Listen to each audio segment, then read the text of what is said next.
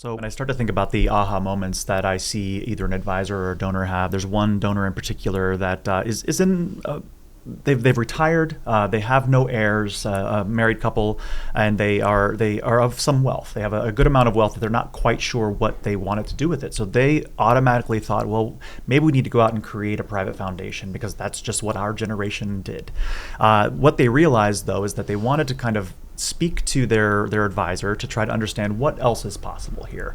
So we were able to work with that advisor and those donors to really build out a plan as to what does their giving look like while living, and then also once they've passed. They had no one that they could think of that was going to ultimately be the person who would say where all these grants were going to go after they've passed. So they built out a very deliberate legacy plan with National Philanthropic Trust, and were able to build out something that's very sophisticated. They were mostly concerned about what happens when and if this charity goes out of business, or if this charity has mission drift and they're no longer really fulfilling the needs for the community that they were originally set to serve on their mission.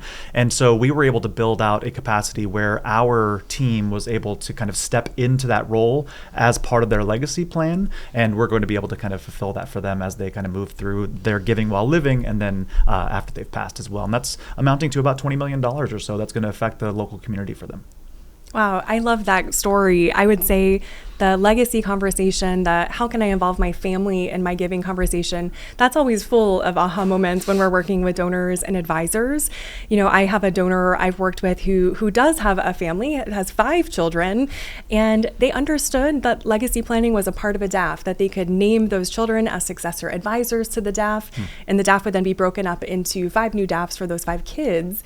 What they didn't realize was that you didn't have to wait till then to involve those 5 kids in the giving. And so they were able to name those individuals as secondary advisors to the DAF. That granted them grant-making authority, so they could go in and kind of get their feet wet, practice a little bit what it means to have a DAF, what it means to use that DAF to support the charities they care about. And it became a really powerful tool for the family to give together and to also plan for the future.